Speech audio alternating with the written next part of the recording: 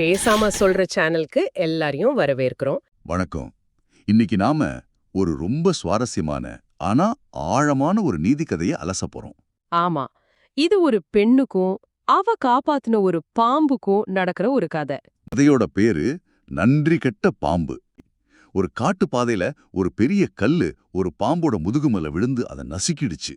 ம், அதால கொஞ்சம் கூட அசைய முடியல. வலியில துடிச்சுக்கிட்டு யாராவது இருக்கீங்களா, தயவு செஞ்சு என்னை காப்பாத்துங்க அப்படின்னு பாம்பு கத்துது.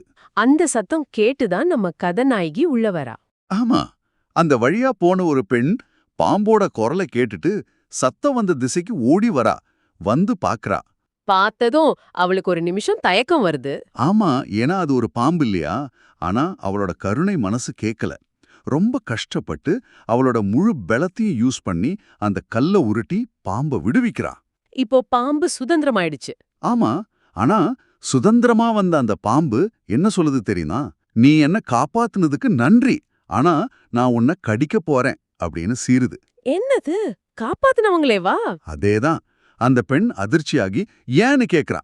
அதுக்கு அந்த பாம்பு, நான் உதவி செய்யறவங்களையே கடிப்பேன்னு சத்தியம் பண்ணிருக்கேன். இது என் இயல்பு. என்ன நடந்தாலும் இயற்கை மாறாது அப்படின்னு பதில் சொல்லுது. இது ஒரு விசித்திரமான வாதமா இருக்கே. அந்த பெண் ஒரு நிமிஷம் யோசிச்சுட்டு, சரி, இந்த பாதையில நாம சந்திக்கிற முதல் விலங்கு கிட்ட கேட்போம். அது சரி சொன்னா நீ விரும்பியதை செய் அப்படின்னு சொல்றா. ஒரு நடுவர் வேணும்னு கேக்குறா.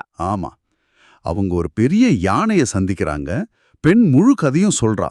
யானை எல்லாத்தையும் கேட்டுட்டு, இத நான் நம்ப முடியல. அதே காட்சியை என் முன்னால திரும்ப நடிச்சு காட்டுங்க அப்படின்னு சொல்லுது. ஓ, திரும்ப செய்ய சொல்லுதா? ஆமா, அந்த பெண்ணும் மறுபடியும் பாம்போட முதுகு மேல அந்த கல்ல வைக்கிறா. வச்சுட்டு, நான் முதல்ல இத இப்படிதான் பார்த்தேன் அப்படின்னு சொல்றா. இப்போ பாம்பு மறுபடியும் கல்லுக்குள்ள மாட்டிக்கிச்சு. ஆமா, மாட்டிட்டு வழக்கம் போல அலறுது. அப்போ யானை ரொம்ப கடுமையான குரல்ல அப்படியே வெற்றிடுங்க அப்படின்னு சொல்லுது. ஆ, யானை தொடருது. நன்றி கெட்டவர்கள் ஒருபோதும் உதவிக்கு தகுதியற்றவர்கள். கருணை பெற்ற எல்லோரும் அதை பாராட்டுவதில்லை. நன்றி கெட்டவர்களாக பழகியவர்கள் நீ எவ்வளவு நல்லது செஞ்சாலும் ஒருபோதும் மாறமாட்டார்கள். ரொம்ப ஆழமான வரிகள். இத கேட்டதும் அந்த பெண் உண்மையை உணர்ந்து அமைதியா அங்கிருந்து கிளம்பி போயிடுறா. கதையோட நீதி இதுதான்.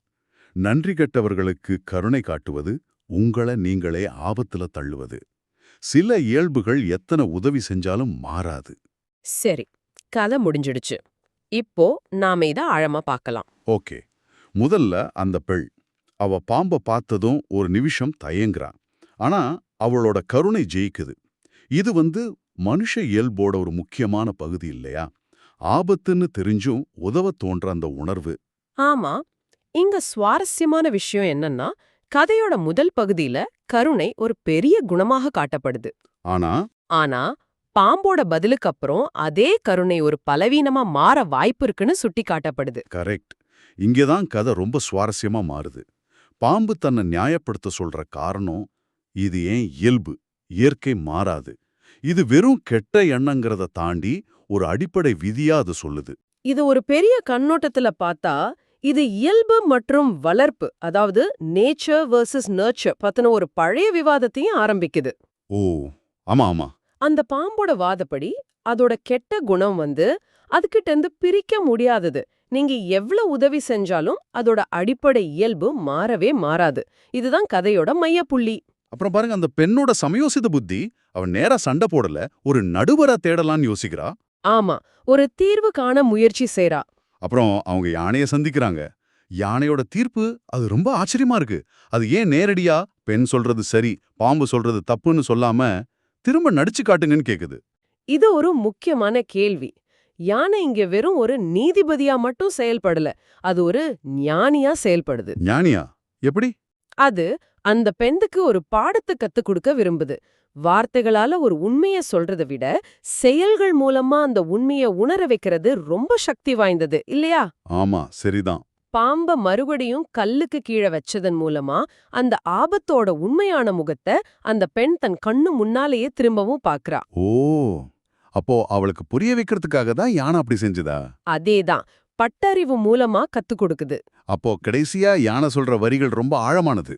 நன்றி கெட்டவர்கள் ஒருபோதும் உதவிக்கு தகுதியற்றவர்கள். இது கருணை காட்டுறதுக்கே ஒரு நிபந்தனை விதிக்கிற மாதிரி இல்லையா? ஆமா, இந்த கதை கண்மூடித்தனமான கருணைக்கும் பகுத்தறிவோட செய்யற உதவிக்கும் உள்ள வித்தியாசத்தை ரொம்ப அழுத்தமா சொல்லுது. யாருக்கு உதவுகிறோன்னு தெரியாம செய்யற கருணை நமக்கே எதிரா திரும்பும்னு சொல்ல வருது. கரெக்ட். கதையோட நீதி சொல்ற மாதிரி சில இயல்புகள் எத்தனை உதவி செஞ்சாலும் மாறாதுங்கிறது தான் யானை உணர்த்த விரும்புற பாடம்.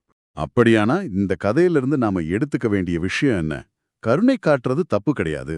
ஆனா யாருக்கு காட்டுறோம், அதோட விளைவு என்னவா இருக்குன்னு ஒரு புரிதலோட செயல்படணும். ஆமா, சிலரோட அடிப்படை இயல்பை நம்ம கருணையால மாத்திடலாம்னு நம்புறது சில சமயங்கள் ஆபத்தானது. சரியா சொன்னீங்க. சரி, இத பத்தி நீங்க இன்னும் சிந்திக்கிறதுக்காக நான் ஒரு கேள்விய விட்டுட்டு போறேன். சொல்லுங்க, கேட்க ஆர்வமா இருக்கு. ஒருத்தரோட இயல்புங்கிறது இதுதான், இத மாத்தவே முடியாதுன்னு உங்க வாழ்க்கையில நீங்க எப்போ எப்படி உணர்ந்திருக்கிறீங்க? அந்த மாதிரி ஒரு சூழ்நிலையில மத்தவங்களுக்கு உதவணுங்கிற உங்க இயல்பான ஆசைக்கும் உங்கள பாதுகாத்துக்கணுங்கிற உங்க அடிப்படை தேவைக்கும் நடுவுல ஒரு சமநிலைய நீங்க எப்படி உருமாக்குவீங்க? யோசிச்சு பாருங்க.